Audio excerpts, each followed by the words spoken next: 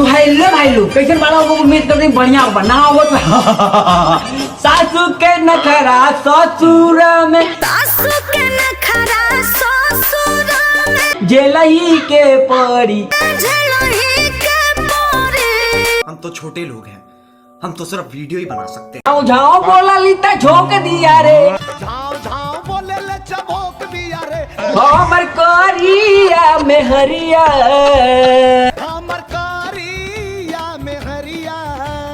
गांड लग जाए, प्राण चले जाए, पर हवाबाजी ना जाए। कतनो पढ़बू तू पढ़ाई, कतनो करबू पढ़ाई, रोटिया बेलही रोटिया बेलही के परी। अच्छे बेटे टिकटॉक ये हो। अगवा सुन भैया अगवा अगवा अगवा झाओ झाओ बोले ले चबोक दिया रे, तोरी बाइक का अगर हमार में रहा तो वही खरीबा पोक दिया रे, लेकिन तोले साले लाल सुधरबा तोले चार दीपक बोले सब तुक्का बाजी, हवा बाजी, लवंडिया बाजी, मुस्टंडा बाजी, लेकिन ना ना ना ना ना भैया कौनो ना बाजी। आता नहीं हम लोग अगवा तो बेटा कहता होली परल बाजार के करीब पाई के आगल पागल, लेकिन बेटा जिस दिन दीपक बनर्सिया के मिली ने का बाजी पोते ना चली मोती जैसा लगा के करीब पाइल के आगल पागल।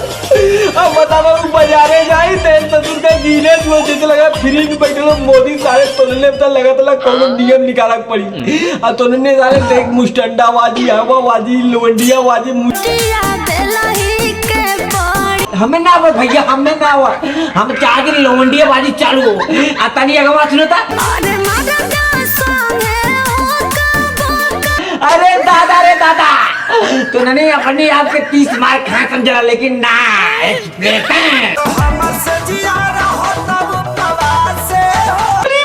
आगल पागल भैया ना सुधरिया इतना चार दीपक बुनसिया मुझे ना कर हंसे जपर के कर संग लड़। बहन के आगल पागल भैया ने के समझाई मन करला भैया यही पे थूक दे, लेकिन ना बेस्ट हो जाए, थूका वो खराब हो जाए, पान दे वो बेकार हो जाए, हवा उड़ जाए, उल्टी कर दे, लेकिन कहिए रे पची ना, लेकिन ना ये पेट सैया यार बगैले ना।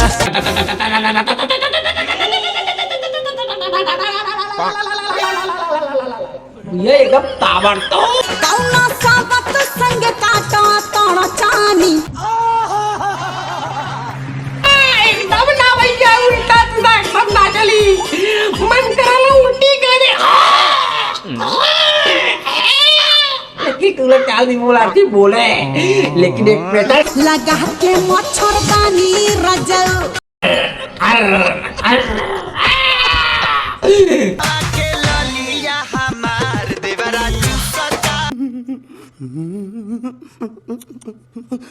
अब वीडियो खत्म, मिली भैया कल सुबह एक नए अंदाज में बनर्सिया।